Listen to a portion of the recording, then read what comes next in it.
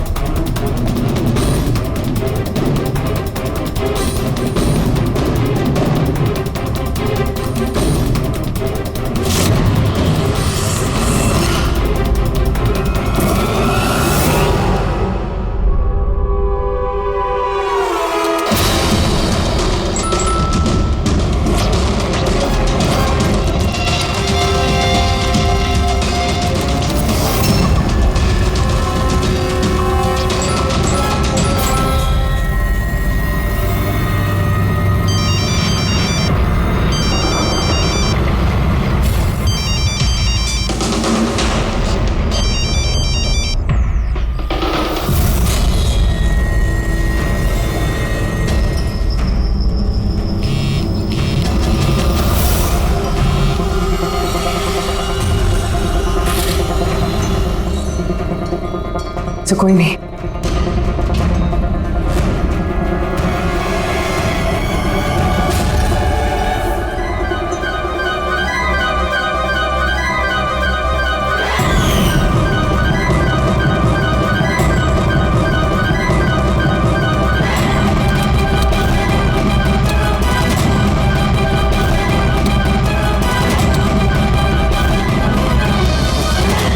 आप ready? Sir सब जगह देख लिया, यहाँ पे कोई नहीं है। खबर तो गलत नहीं हो सकती, यहीं कहीं होना चाहिए। चलो देखते हैं।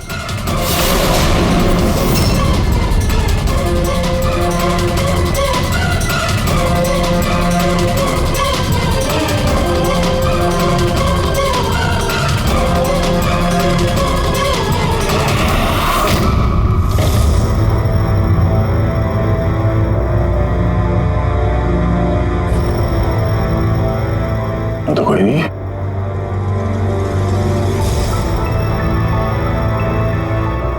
शहर अभी भी गर्म है, लगता है यहाँ पे कोई था अभी। मगर सर एंड मौके पे भाग कैसे निकला? सर हम लोग तो चारों तरफ से बंगले के अंदर घुसे, किसी को बाहर भागते हुए नहीं देखा है। सर। हाँ सर ये मॉनिटर देखिए, ये तो घर के आसपास की फुटेज चल रही, कहीं वो हमें देख के भाग तो नहीं गया? हो सकता है, वो ज्यादा दूर नहीं गया होगा। जरा इस जगह को अच्छी तरह से चेक करो, और पूर्वी इस कंप्यूटर को चेक करो, देखो क्या मिलता है। तब तक मैं गेट पे जाके देखता हूँ।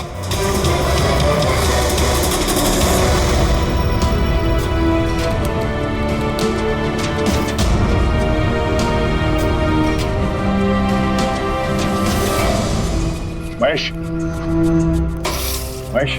Yes sir. ये रूट अंदर नहीं है, लगता भाग गया। तुम यहीं पे खड़े थे? सर मैं यहीं पे खड़ा था, मैंने किसी को नहीं भागते हुए देखा। यहाँ से कोई नहीं गया बाहर? नहीं सर। मेन गेट से तो कोई बाहर गया नहीं, पता नहीं ये रूट कहाँ से चला गया। सर बाहर पीछे की तरफ एक गेट है, शायद वहीं से भाग गया होगा। सर वो कंप्यूटर पासवर्ड प्रोटेक्टेड है, ब्यूरो ले जाना पड़ेगा। सर ये रूट जरूर अपने उसी खतरनाक मिशन को पूरा करने में लगा होगा। ये रूट को किसी भी हाल में जल्द से जल्द ढूंढना होगा। एक मिनट, पूरे घर में कहीं भी ये कारपेट नहीं है, और यहाँ पे कारपेट रखा हुआ है, उसके ऊपर ये स्टूल। जरा हटाओ इसे। सर यहाँ पे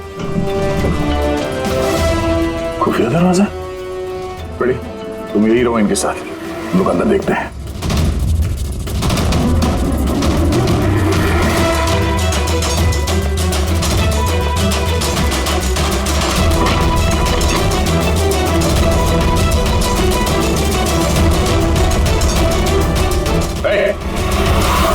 अपने बचाव में कुछ कहना चाहती हो तो यही वक्त है।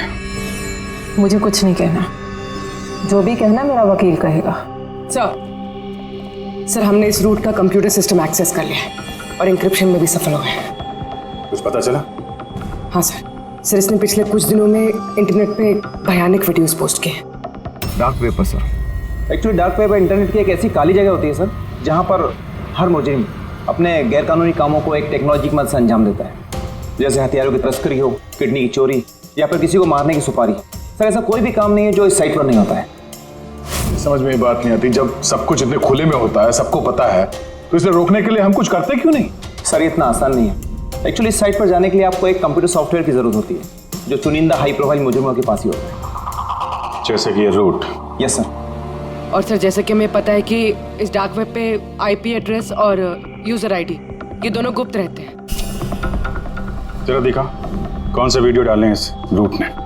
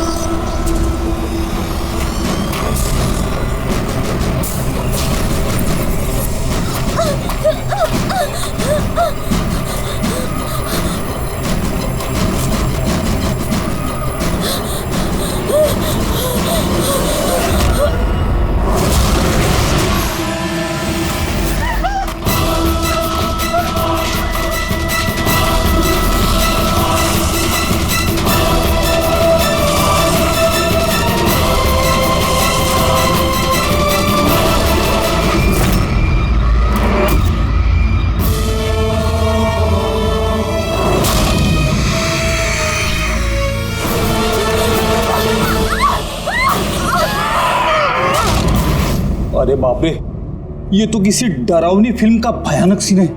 ये सीन क्यों डाला डार्क वेब में? सर ये किसी फिल्म का सीन नहीं है, ये सब असली में हुआ है और किसी हीरोइन के साथ नहीं, बल्कि एक मासूम लड़की के साथ। जहां तक मुझे याद आ रहा है इसे स्नफ फिल्म कहते हैं ना?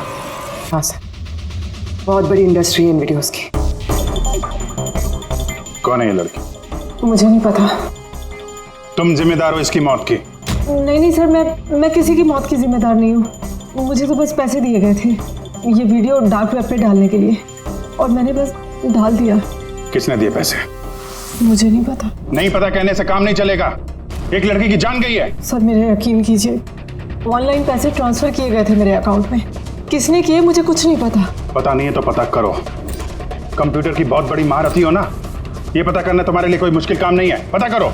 अभिजीत, अगर कोई इस तरह का फिल्म बना के अपलोड कर रहा है तो हमें जल्द से जल्द उस तक पहुंचना होगा जो ये मौत का खेल खेल रहा है। एक काम करते हैं, इस लड़की की फोटो सभी पुलिस स्टेशन में भेज देते हैं। एक बार पता चल जाए लड़की कौन है, सारा मामला साफ हो जाएगा।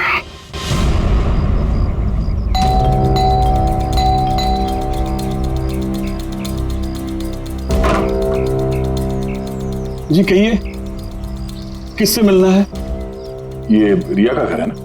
हाँ, मैं उसका पापा। आइए। वो हम लोग सीआईडी से हैं।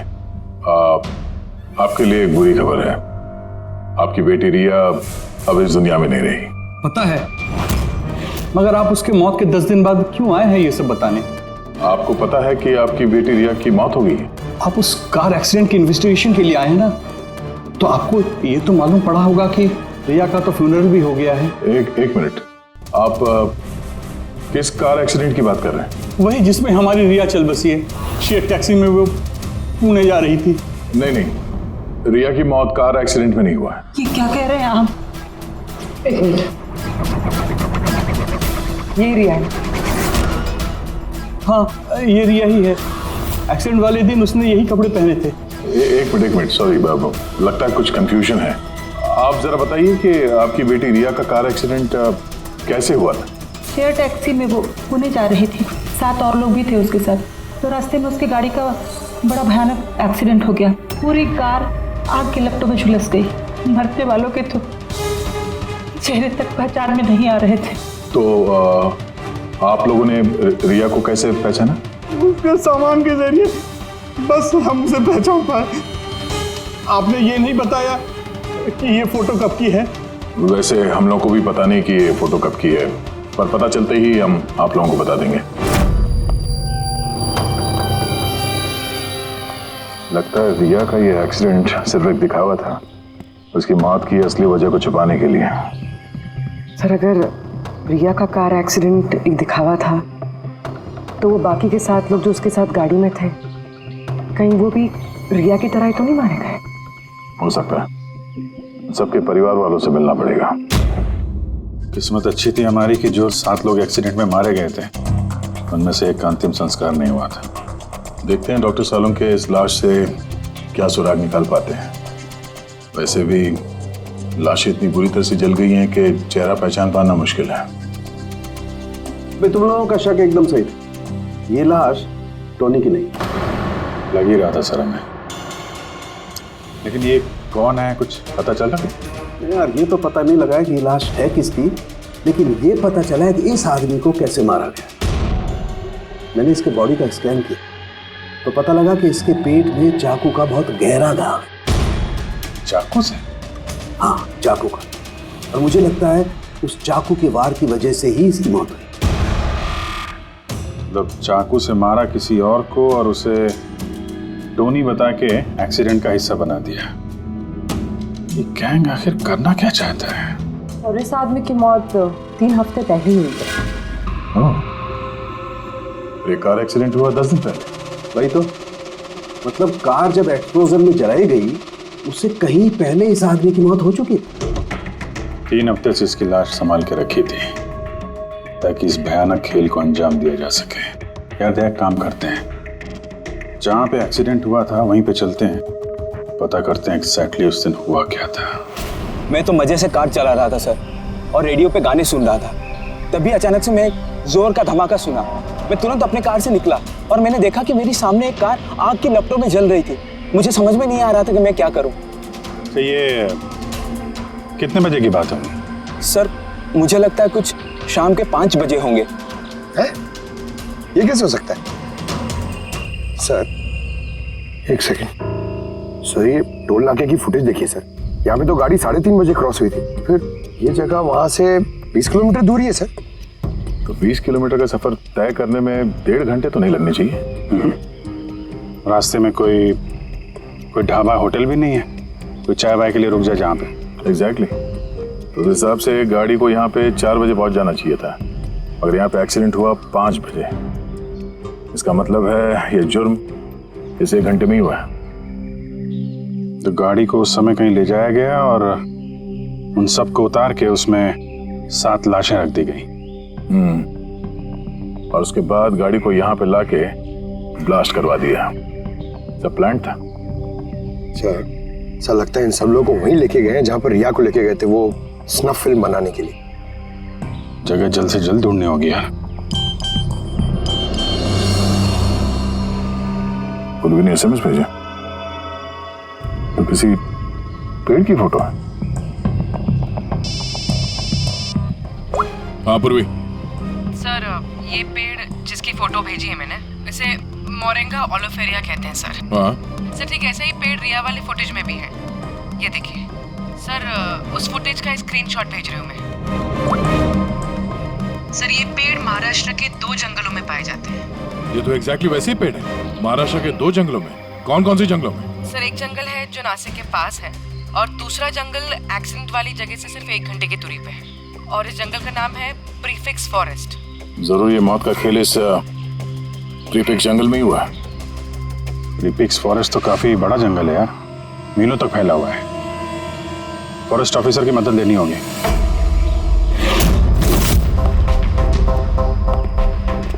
इस जंगल में ये सब हो रहा है, यकीन नहीं होता कि आपकी इन्फॉर्मेशन पक्की है ऑफिसर? पक्की नहीं होती तो यहाँ तक आते नहीं हम लोग। आप बताइए कुछ हाल फिलहाल में ऐसी कोई घटना आप लोगों ने कुछ सुनी हो, कुछ देखी हो, जंगल के अंदर कुछ हुआ हो? बिल्कुल नहीं, और अगर ऐसा कुछ होता तो हम जरूर उस पर ध्यान देते। चलो कोई नहीं, फिर भी अपनी तसल्ली के लिए एक बार हम जंगल देखना चाहेंगे। श्योर। वैसे सर आप लोग पूरा जंगल देखना चाहेंगे?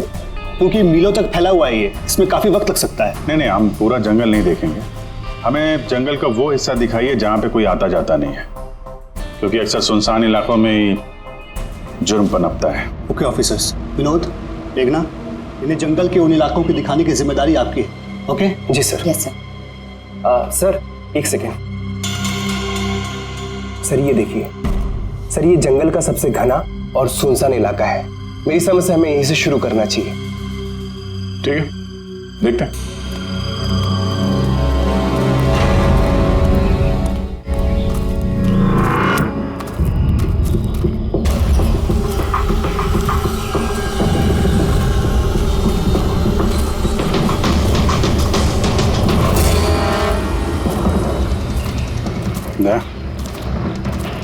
यहाँ पेड़ पे देखा?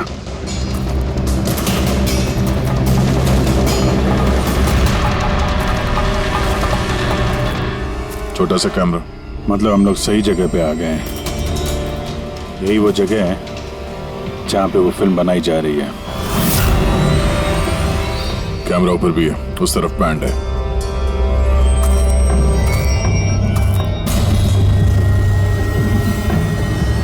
शायद इस कैमरे से कुछ पता चले उनके अड्डे के बारे में। नहीं अभिजीत, ये तो हाई एंड वायरलेस कैमरा है। इसके जरिए पता लगाना मुश्किल है कि इसमें जो स्टोर्ड फुटेज है वो कहाँ से ब्रॉडकास्ट हो रहा होगा, और इस जंगल में पता नहीं और कितने कैमरास हैं। देखते हैं, आगे शायद कोई कैमरा मिल जाए जिससे कुछ पता चले।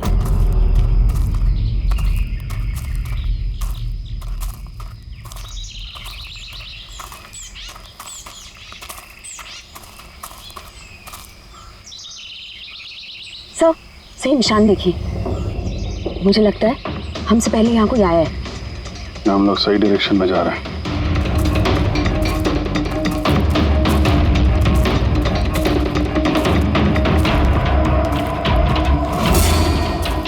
सर ये निशान यहीं तक है। सर इसका मतलब उनका अड्डा यहीं कहीं है।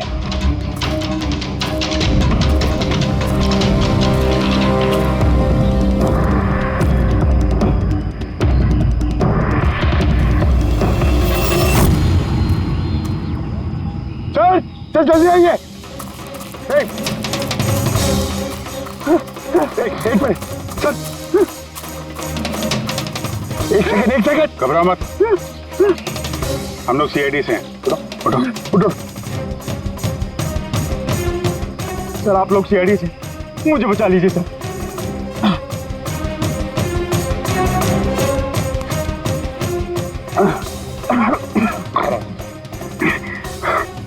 यहाँ फंस कैसे गए तुम? सर मुझे इस जंगल से बाहर निकलने का रास्ता नहीं मिल रहा। सर उस खूनी ने एक एक करके सबको मार दिया। तुम लोग यहाँ आए कैसे? हम शेयर टैक्सी में सवार होकर सफर कर रहे थे कि अचानक हमारी गाड़ी पंक्चर हो गई और कार रुक गई। सड़क पर पहले से किसी ने कीले और कांच के टुकड़े रखे हुए थे सर। फिर इसके बाद कुछ लोग आए जिनके चेहरे नकाब से ढके हुए थे, और जब तक हम कुछ कर पाते उन्होंने हमें बेहोशी के इंजेक्शन लगा दिए। और जब मुझे होश आया तो मैं इस घने जंगल में था सर। सर मैं ही जानता हूँ कि इस जंगल में भूख प्यास से कैसे रहा हूँ। कभी लकड़ी खाई तो कभी पेड़ के पत्ते, और जब भी किसी के चिल्लाने की आवाज़ आती तो समझ जाता किसी की जान चली गई। यहाँ जगह जगह कैमरे लगे हुए हैं। तुम्हारी किस्मत अच्छी थी कि तुम उनके पकड़ में नहीं आए। सर पकड़ इसलिए नहीं पाए क्योंकि उन्होंने एक कैमरा मेरे कमीज के बटन में लगाया हुआ था और वो बटन मैंने तोड़कर फेंक दिया। शायद इसी वजह से वो मुझे ढूंढ नहीं पाए। तुम्हें अंदाजा है कि बाकी के लोगों में कितने लोग जिंदा हैं अभी तक? मालूम नहीं सर, पर कल रात जब मैं पेड़ पर बैठा हुआ था मुझे किसी के चीखने की आवाज़ आई थी। न जाने वो उनको घायल कर रहे हैं या फिर जान से मार रहे हैं सर। किस तरफ से आवाज आई थी, कौन सी दिशा से, कुछ याद है आपको? मेरे पेड़ इस तरफ, शायद उस तरफ से सर।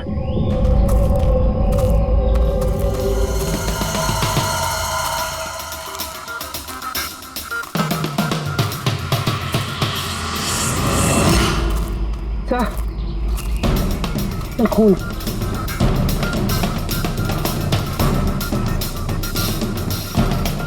तो यहाँ पर भी। मतलब उनमें से कोई घायल है, किस तरफ गया होगा? सर ये देखिए, खून के कुछ निशान इस तरफ भी जा रहे हैं। इस तरफ भी खून का निशान है और इस तरफ भी है, दोनों तरफ है। दोनों तरफ देखना पड़ेगा। पंकज, पूर्वी, तुम लोग इधर देख लो, हम लोग इधर देख लेते हैं। विनोद, तुम इनके साथ जाओ और हाँ, हर आधे घंटे में अपडेट दे देना, ठीक है? आप आइए।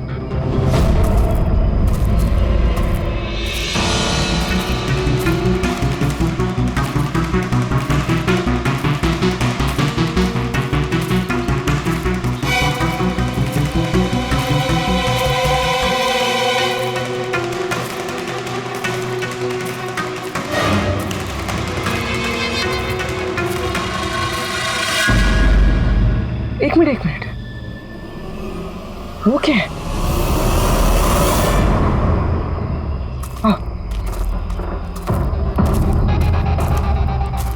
घर, शायद घायल विक्टिम ने यहीं पर पनाह ली हो। जंगल के बीच में घर, मगर नक्शे के हिसाब से तो यहाँ कोई घर नहीं था। हो सकता है ऐसे फिल्म बनाने वालों को ऐसे लोकेशंस की जरूरत पड़ती है ताकि उन्हें कोई ट्रैक ना कर सके। हो सकता है उस घर में जो घायल आदमी है वही मुजरिम हो सकता है पंकज, और ये भी हो सकता है कि आगे और भी कैमरास लगे हों। होशियार रहना।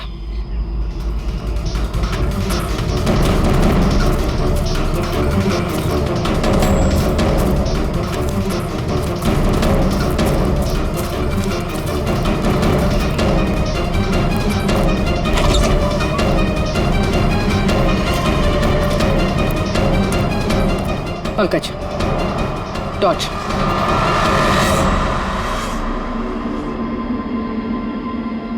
ये घर तो एकदम हिंदी फिल्मों की डरावनी पिक्चरों जैसा। ये देखो, उस घायल विक्टिम को यहीं पर लाया गया है। वो आवाज सुनी? अंदर से आ रही है।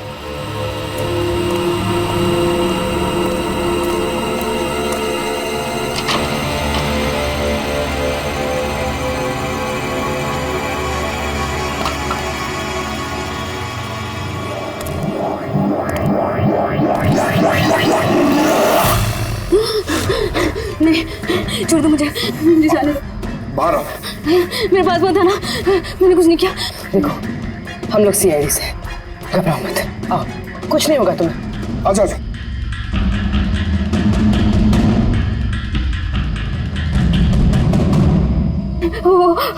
वो यहीं पे, वो यहीं पे। अरे पूर्वी, ये लाइट कहाँ से आ रही है? पंकज, मुझे कुछ दिखाई नहीं दे रहा। अरे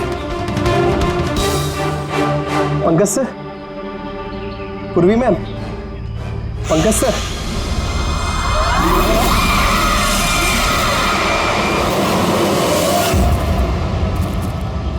सर, खून के निशान तो यहाँ के खत्म हो गए।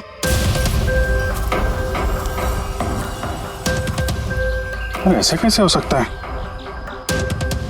घायल आदमी अगर यहाँ पर आएगा तो यहाँ से अचानक कैसे गायब हो जाएगा?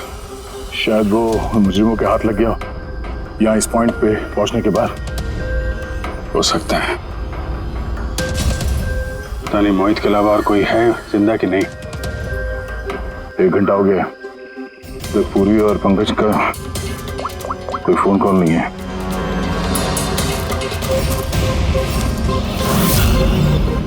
पूरी फोन उठा नहीं रही है। पंकज देखता हूँ।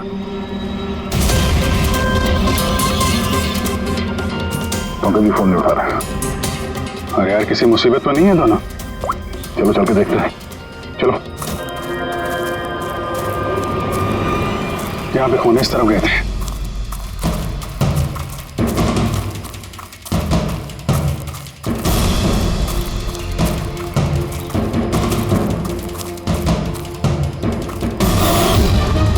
घर के अंदर शायद कोई हो। अंदर जाके देखता हूँ। ठीक है तब तक मैं यहाँ बाहर देखता हूँ।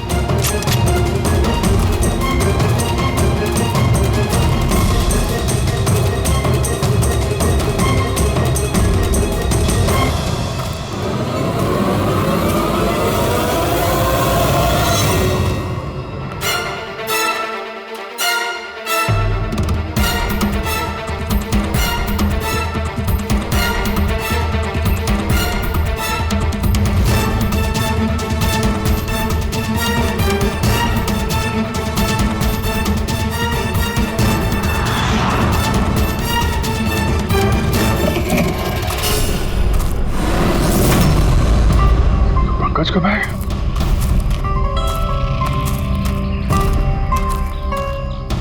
पंकज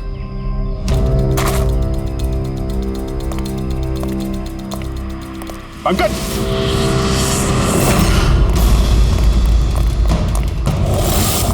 पंकज पंकज पंकज कैसे? उठो उठो सर उठो। क्या हुआ? हाँ? सर वहाँ पे वो घर में गए थे सर। वहाँ पे एक लड़की थी सर। हाँ सर बात ही कर रहे थे सर। पता नहीं एकदम से इतनी रोशनी आई सर कि कुछ दिखने नहीं, कुछ समझ में नहीं आ रहा था। वो घर से जैसे जैसे मैं निकला बाहर शायद यहाँ गिर गया सर। पता नहीं कुछ समझ में नहीं आ रहा सर। एकदम चक्कर आ रहा है।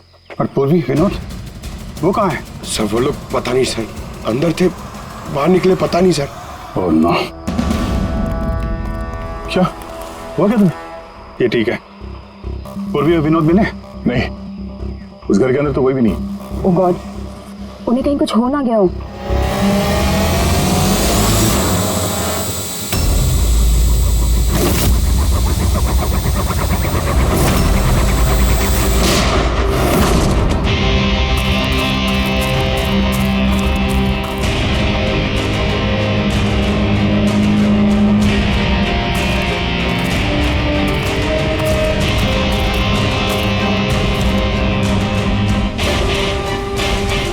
ये सब तो बड़ा मुश्किल होता जा रहा है। हमें वापस जाना होगा। चलो। क्या मतलब? देखो दया, हमें ये नहीं मालूम है कि अपराधियों की तादाद कितनी है, कितने कैमरे लगा रखे हैं यहाँ पे, कितने हथियार हैं उनके पास। ऊपर से हम पे हर वक्त नजर रखे हुए हैं। अभी फिलहाल हम उनसे मुकाबला करने की तैयारी में नहीं है। और पूर्वी उसे यहाँ पे अकेला छोड़ के चले जाएंगे हम? यार दया देखो, पूर्वी उनके चंगुल में फंस चुकी है। हम उसको बचाने जाएंगे तो हम भी नहीं बच पाएंगे। अभिजीत क्या हो क्या गया तुम्हें? कुछ याद है सीआईडी में हमें पहले क्या सिखाया था?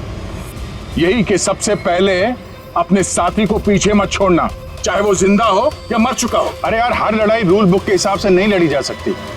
हमें यह भी सिखाया गया था कि प्रेजेंस ऑफ माइंड का इस्तेमाल करना अलग अलग परिस्थितियों में। आई एम सॉरी, तुम्हारे इस थॉट से मैं एग्री नहीं करता। I am sorry.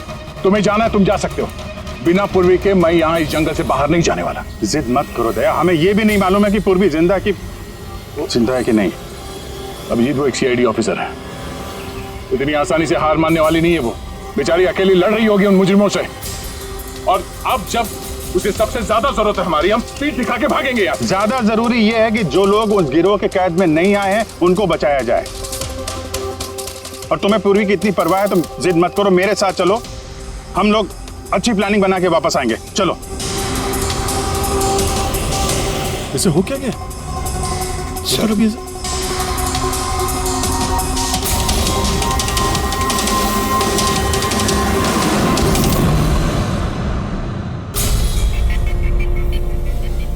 सीआईडी के इतिहास में ऐसा पहली बार हुआ होगा कि सीआईडी किसी से डरकर दुम दबाकर भाग गई।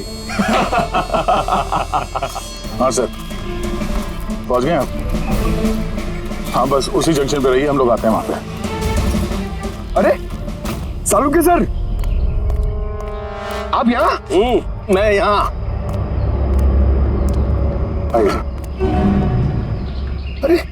अरे तुम्हें क्या लगा हम लोग पूर्वी को ऐसे ही छोड़ देंगे जंगल में मरने के लिए? हैं? तो आपका और दया सर का झगड़ा झूठा था।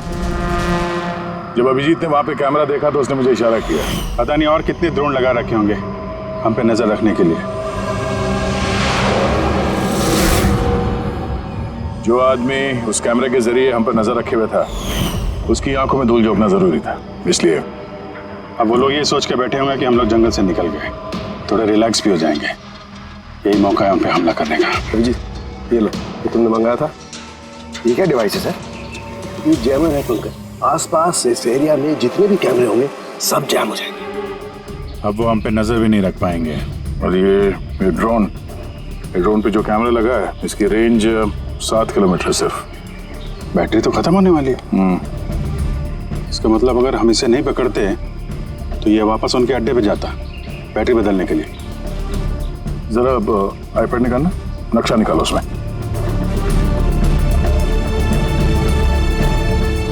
ये वो जगह है जहाँ पे हमें ये ड्रोन मिला था और इसके पास ही वो बंगलो है। लगता है यही होगा मुजरिम का ठिकाना। तो चलते हैं, चल के आज़ाद कराते हैं पूर्वी और बाकी जो जिंदा बचे हुए लोग हैं उनको। चलो। नहीं सर, आप मेघना और मोहित आप लोग यहीं पे रुकिए, हम लोग देखते हैं।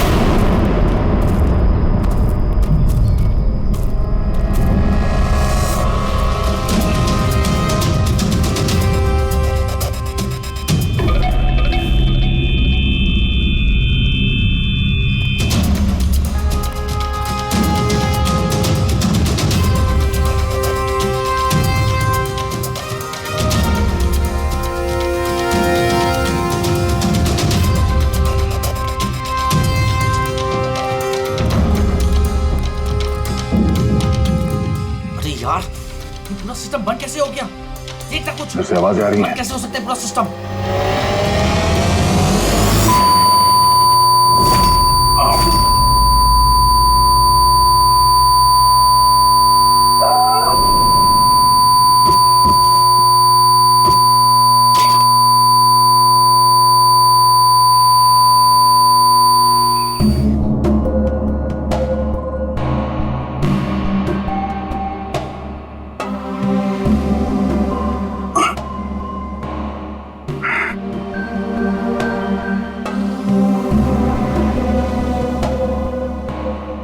पंकज,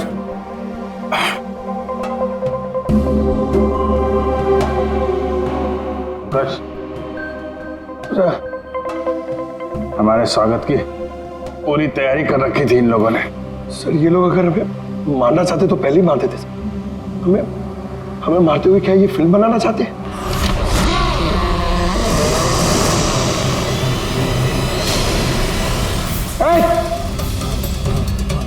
सर्च जाओ, सर्च। मैं हूं पंकज। पूर्वी,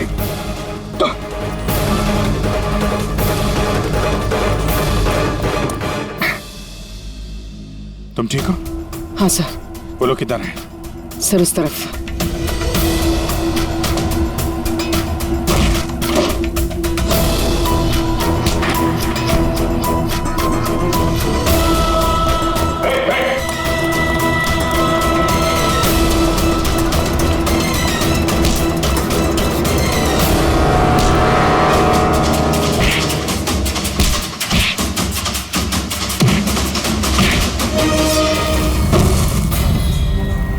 सर चल चल।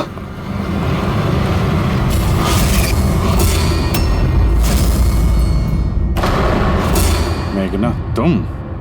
वाह, हमें तो लग रहा था कि हम मुजरिमों की आंखों में धूल झोंक रहे हैं। अब किसे पता था कि हम मुजरिम को अपने साथ ही लेके घूम रहे हैं। आप लोग यहाँ कैसे? किसने छुड़ाया आप लोगों को? सीआईडी को कैद करना इतना आसान नहीं। मौका देखते ही मैंने वो खिड़की तोड़ी और वहां से बाहर निकल गई।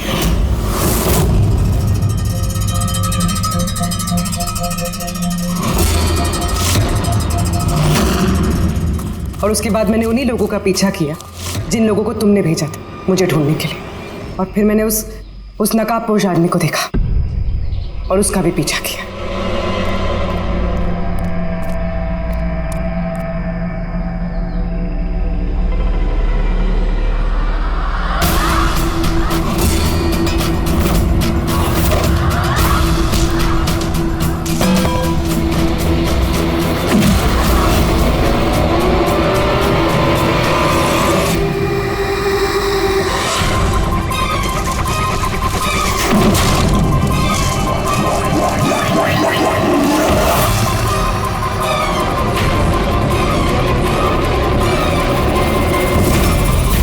कुछ देर बाद जब मुझे होश आया तो मैंने देखा कि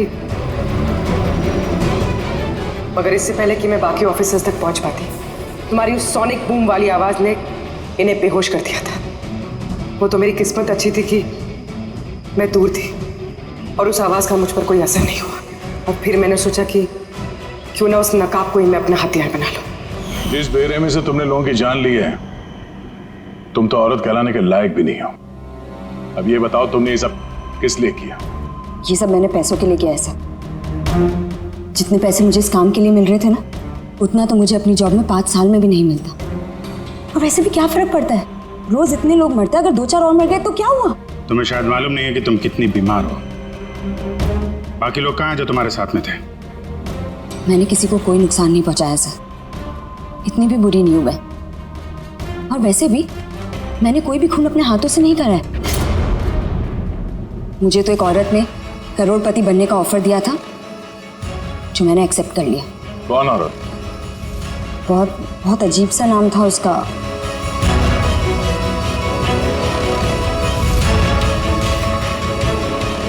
रूट। रूट?